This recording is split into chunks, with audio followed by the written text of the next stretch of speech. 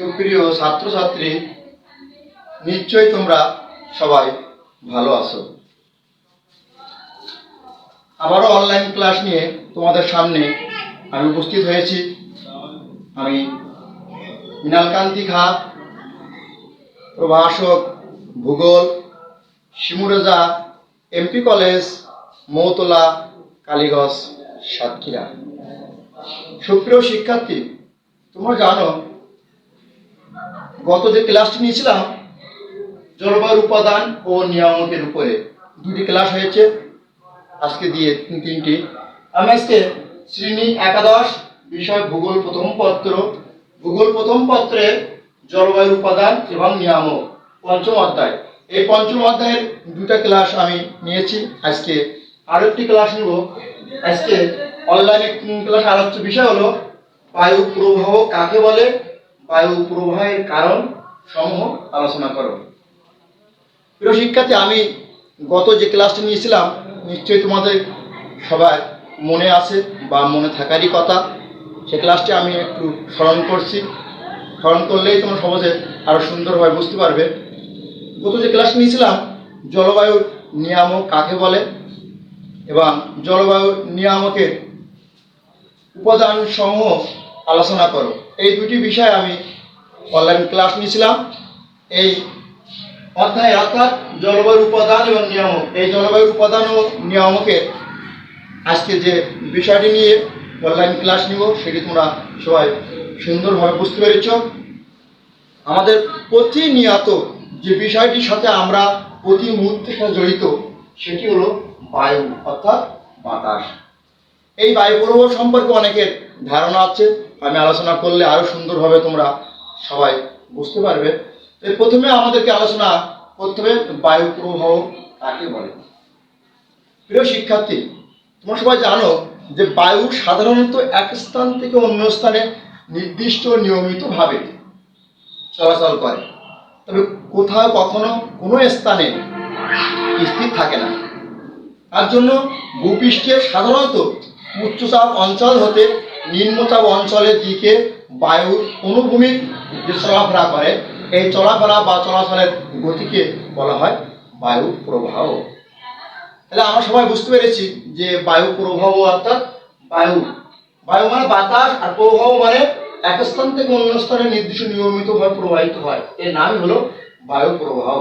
এই বায়ু প্রবাহ সংক্ষিপ্ত আরেক সংজ্ঞা হলো বায়ু সাধারণত যে অনুভূমিক চলাচল করে বা চলাচলের গতি, এই গতিটা হলো বায়ু প্রবাহ। এই বায়ু প্রবাহ সাধারণত উষ্ণ মণ্ডলে যখন তাপমাত্রা বেশি বিরাজ করে সেখানে নিম্ন চাপ সৃষ্টি হয় এবং নিম্ন তাপমাত্রা যেখানে বিরাজ করে সেখানে উচ্চ অঞ্চলের সৃষ্টি হয়, যা সাধারণত উচ্চ অঞ্চল হতে নিম্ন অঞ্চলের দিকে প্রবাহিত হয়। বায়ু এই প্রবাহকে বলা হয় বায়ু প্রবাহ বা বায়ুর আনুমানিক চলাচল বা আনুমানিক চলাচলের বিষয়। প্রিয় শিক্ষার্থী, আমরা সবাই বুঝতে পেরেছি যে বায়ু প্রবাহ কাকে বলে। এটি সহজ একটি সংজ্ঞা যেটি আমরা সহজে সুন্দরভাবে জানি বা বলতে পারি। এই বলার বিষয়টাই হচ্ছে বা জানার বিষয়টা হচ্ছে বায়ু প্রবাহ। তাহলে আমরা আলোচনা করব পরবর্তী যে বিষয়টা, সেটি হচ্ছে বায়ু প্রবাহের কারণ আলোচনা করো। এই বায়ু প্রবাহের কারণ আলোচনা করার আগে আমরা যে বিষয়টা নিয়ে আলোচনা করেছি তো বায়ু প্রবাহ কাকে বলে, এর একটি শিকন ফল আছে। দেখা যাক শিকন ফলটি কি আছে। বায়ু প্রবাহ কাকে বলে তা শিক্ষার্থী বলতে পারবে, অর্থাৎ শিক্ষার্থীরা অনলাইনের মাধ্যমে ক্লাস করে যেটি বুঝতে পেরেছে সেটি নিঃসন্দেহে বায়ু প্রবাহ কাকে বলে সেটি সহজে বলতে পারবে, আর এই বলাটাই হচ্ছে শিকন ফল। দ্বিতীয় যে বিষয়টা হচ্ছে বায়ু প্রবাহের কারণ। তাহলে এই বায়ু প্রবাহ সাধারণত তাপ ও চাপ, ভূপৃষ্ঠের তাপ ও চাপ, এই তাপ ও চাপের সমন্বয়ে এই বায়ু প্রবাহ এক স্থান অর্থাৎ উচ্চ চাপ বা উচ্চ অঞ্চল হতে নিম্ন অঞ্চলের দিকে প্রবাহিত হয়, আর সেটি হলো বায়ু প্রবাহের অন্যতম কারণ। তাহলে আমরা কি কি কারণে বায়ু প্রবাহ হতে পারে বা হয় সেটি আমরা আলোচনা করব। প্রথমে বায়ু চাপের পার্থক্য, অর্থাৎ বায়ু চাপ থেকে কিভাবে বায়ু প্রভাবিত হচ্ছে বা হয় সেটি অন্যতম কারণ। উষ্ণতার তারতম্য ও পার্থক্য, পৃথিবীর ঘূর্ণায়নের গতি, পৃথিবীর আবর্তন গতি, পৃথিবীর ভূমিরূপ, বায়ুমণ্ডলের উপাদান, উষ্ণতার পার্থক্য, বায়ু তাপের বা চাপের পার্থক্য, এই বিষয়গুলো হচ্ছে বায়ু প্রবাহের অন্যতম কারণ। অর্থাৎ এই বিষয়গুলো দ্বারা বায়ু প্রভাবিত হয়, আর সেটি আমরা সহজে জানি। সেটি আমরা আরও সুন্দরভাবে অনলাইনের মাধ্যমে ক্লাস করে আরও সুন্দরভাবে আমরা সবাই বুঝতে পারবো। প্রিয় শিক্ষার্থী, তাহলে আমরা যে বায়ু প্রবাহের কারণগুলো কোন কোন বিষয়ের উপরে কারণগুলো সৃষ্টি হচ্ছে সেটি আমরা বুঝতে পেরেছি। বাকি বিষয়গুলো আমরা একের পর এক আলোচনা করে বুঝতে পারবো।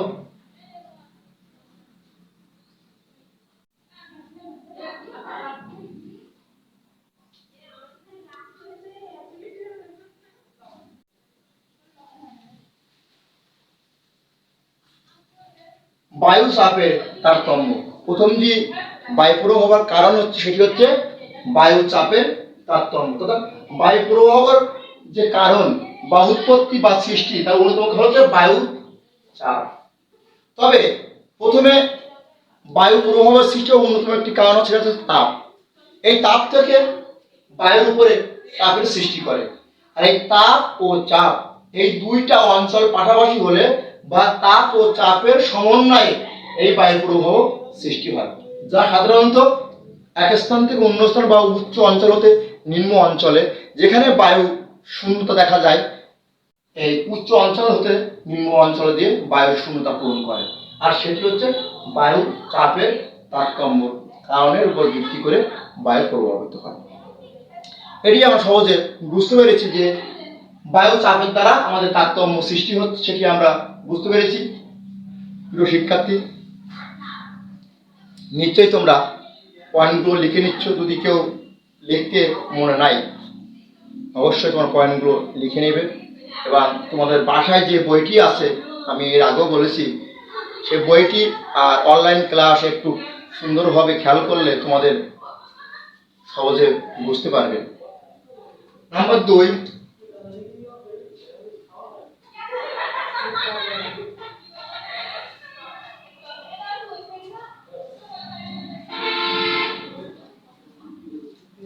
উষ্ণতার পার্থক্য।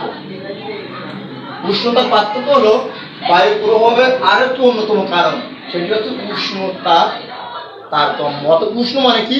গরম, যেটি আমরা সহজে বুঝি প্লাস জানি। এই সহজে বোঝা ও জানার যে বিষয় সেটি হচ্ছে আমরা বায়ু প্রবাহ দ্বারা যে উষ্ণতার পার্থক্যের কারণে যে আমাদের মানবকুলে বা ভূপৃষ্ঠের উপরে যে পার্থক্য সৃষ্টি হচ্ছে সেটি আমরা জানব। সাধারণত বায়ু প্রবাহের সাথে বায়ু তাপ ও চাপ এই দুটো সমন্বয়ে উষ্ণতার সাথে সুসম্পর্ক বিদ্যমান। অর্থাৎ উষ্ণতার আগে যে কারণটি আছে সে বায়ু তাপ, তারপরে চাপ। তাপ ও চাপের সাথে উষ্ণতার যে তারতম্য, যে পার্থক্য অত্যন্ত নিবিড়ভাবে বিদ্যমান। কারণ এই তাপ এবং চাপকে বাদ দিয়ে বায়ু প্রবাহ কোনোভাবে প্রভাবিত হতে পারে না। কারণ কোনো অঞ্চলে যখন অতিরিক্ত তাপমাত্রা সৃষ্টি করবে, সেখানে হঠাৎ মাত্রই নিম্ন অঞ্চলে তাপ প্রবাহিত হয়। আবার যখন কোথাও নিম্ন তাপমাত্রা বিরাজ করে, সেখানে উচ্চ অঞ্চলে প্রবাহিত হয়, যা সাধারণত বায়ু তাপ ও চাপ ও উষ্ণতার পার্থক্যের কারণে কোথায় উষ্ণ, কোথাও নাতিশীতোষ্ণ, কোথায় চরম ভাবাপন্ন, এইগুলোর উপরে ভিত্তি করে বায়ু প্রবাহ উচ্চতাপ অঞ্চল হতে নিম্নচাপ অঞ্চলের দিকে প্রবাহিত হয়। আর সেটি হলো উষ্ণতার পার্থক্য। আর উষ্ণতার পার্থক্যগুলো আমরা সহজে সুন্দরভাবে অনলাইনের মাধ্যমে বুঝতে পেরেছি। নাম্বার 3,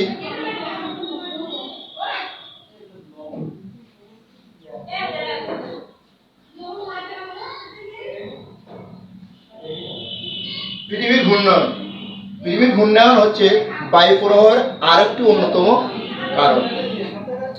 এই বায়ুপ্রবাহ পৃথিবীর সূর্যের চারিপাশে, আমাদের যে পৃথিবী আছে তার সূর্যের চারিপাশে ঘুরছে, আর সূর্যের চারিপাশে ঘোরার ফলে বায়ুর তাপ, চাপ, উষ্ণতা প্রভৃতি, বা তাপ থেকে চাপ, চাপ থেকে উষ্ণতা, এই সমন্বয়ে পৃথিবীর পৃষ্ঠে হঠাৎ মাত্রই ঘূর্ণায়নের সৃষ্টি হচ্ছে।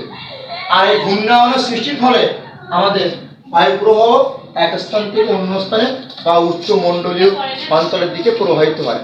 আর এই উচ্চ অঞ্চলের দিকে প্রবাহিত হওয়ার কারণে আমাদের বায়ুপ্রবাহ, ঘূর্ণায়নের গতির উপর বায়ুপ্রবাহ সৃষ্টি হয়, সেটি আমরা সহজে বুঝতে পেরেছি। প্রিয় শিক্ষার্থী, আমি যে পয়েন্টগুলো বলছি নিশ্চয়ই তোমরা সুন্দরভাবে বুঝতে পেরেছ।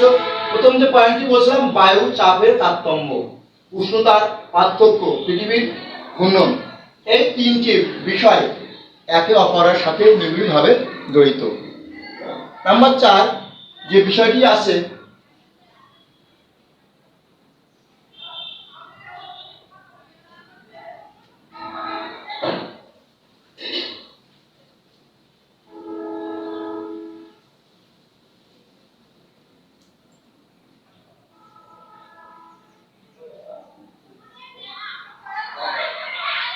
বায়ুমণ্ডলের উপাদান। চতুর্থ যে পয়েন্টটি হলো সেটি হচ্ছে বায়ুমণ্ডলের উপাদান। তাহলে আমাদের বায়ুমণ্ডল সম্পর্কে আগে জানতে হবে, ওর উপাদান সম্পর্কে বিস্তারিত জানবো। তাহলে বায়ুমণ্ডল সংজ্ঞাটা কি? যে অদৃশ্য বায়ুরাশি পৃথিবীর আবরণকে বেষ্টন করে আছে, অর্থাৎ আমাদের পৃথিবীর চারিপাশে যে বেষ্টন করে আছে বা আবদ্ধ হয়ে আছে, সেটি হলো বায়ুমণ্ডল। অর্থাৎ যে বায়ুর উপাদানগুলো আছে সেটি আমাদের ভূপৃষ্ঠের চারিপাশে যে আবরণের সৃষ্টি করছে বা যে বেষ্টন করে আছে, সেটি হলো বায়ুমণ্ডল। আর বায়ুমণ্ডলের উপাদানগুলো কি? যেমন বায়ুমণ্ডল উপাদান oxygen, nitrogen, helium, methane, carbon dioxide, hydrogen, carbon monoxide, methane, nitric oxide, জলীয় বাষ্প, ধূলিকণা প্রভৃতি হচ্ছে বায়ুমণ্ডলের উপাদান। আর এই উপাদানগুলো হচ্ছে বায়ুমণ্ডলের সাথে সরাসরি সুসম্পর্ক যুক্ত, কারণ এই বায়ুমণ্ডলের উপাদানগুলোকে বাদ দিয়ে এই বায়ু প্রবাহ হতে পারে না। তবে এই বায়ুমণ্ডলের মধ্যে অক্সিজেন ও নাইট্রোজেন যা 99% স্থান দখল করে আছে, বাকি 1% শুধুমাত্র বায়ুমণ্ডলের যে অন্য উপাদানগুলো আছে অক্সিজেন ও নাইট্রোজেন বাদ দিয়ে বাকি যে উপাদানগুলো আছে সেগুলো বায়ুমণ্ডলকে ঘিরে আবদ্ধ হয়ে আসে। তাহলে আমরা বায়ুমণ্ডলের উপাদান সম্পর্কে জানতে পেরেছি। এই বায়ুমণ্ডলের উপাদান যেটি বলছিলাম অক্সিজেন ও নাইট্রোজেন, যেটি আমরা ত্যাগ করি সেটি হচ্ছে নাইট্রোজেন, আর যেটি গ্রহণ করি সেটা অক্সিজেন। এই নাইট্রোজেন এবং অক্সিজেন মানব জীবনের বা ভূপৃষ্ঠে বা বায়ুমণ্ডলের 99% স্থান দখল করে আছে, আর বাকি 1% অন্যান্য গ্যাসের, যেমন জলীয় বাষ্প H2O, এই জলীয় বাষ্পের পরিমাণ যখন আস্তে আস্তে উপরের দিকে উঠতে থাকবে বা উপরের দিকে প্রবাহিত হতে শুরু করবে, কার দ্বারা? এই বায়ুর দ্বারা। কার? জলীয় বাষ্পের উপাদান। এই জলীয় বাষ্পের উপাদান যখন উপরের দিকে ধাবিত হয় তখন এর তাপ, চাপ এবং গতিবেগ, এই তাপ, চাপ ও গতিবেগের শুধু আস্তে আস্তে হ্রাস পেতে শুরু করে, কারণ যখন উপরে উঠতে শুরু হয় আস্তে আস্তে বাধাপ্রাপ্ত হয়। এই বাধাপ্রাপ্ত হলে তখন তার গতি হ্রাস পায়, আর হ্রাস পাওয়ার কারণে বায়ুমণ্ডলে হঠাৎ মাত্র একটি নিম্নচাপের সৃষ্টি হতে পারে। যেখানে নিম্নচাপের সৃষ্টি হয়, উচ্চ অঞ্চল থেকে বায়ু এসে নিম্নচাপ অঞ্চলে বায়ু প্রভাবিত হয়, আর বায়ু প্রভাবিত হওয়ার কারণে বায়ুমণ্ডলের সমতাকে নিশ্চিত করে, আর সেটি হলো বায়ু প্রবাহের অন্যতম একটি কারণ। প্রিয় শিক্ষার্থী, আমরা বায়ুমণ্ডলের উপাদান সম্পর্কে বিস্তারিত জানতে বা বুঝতে পেরেছি। নাম্বার 5,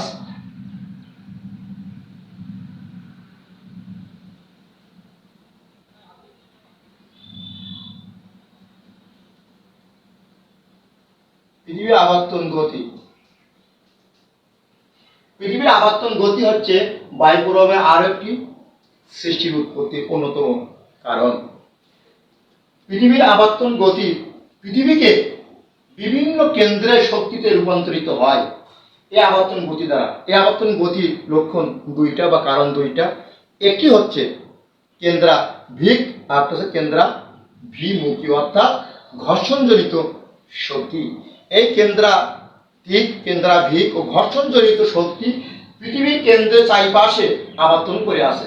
আর এই আবর্তন করার ফলে যে পৃথিবীর পৃষ্ঠের চারিপাশে যে প্রদক্ষিণ করছে বা একবার ঘুরে আসতে 365 দিন সময় লাগে, আর সেটি হলো পৃথিবীর আবর্তন গতির অন্যতম একটি কারণ।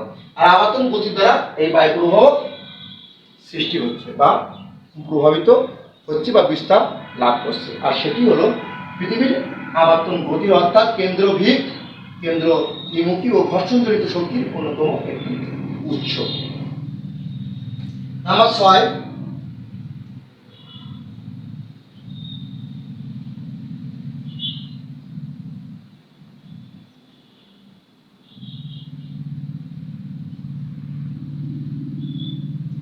পৃথিবীর ভূমিরূপ।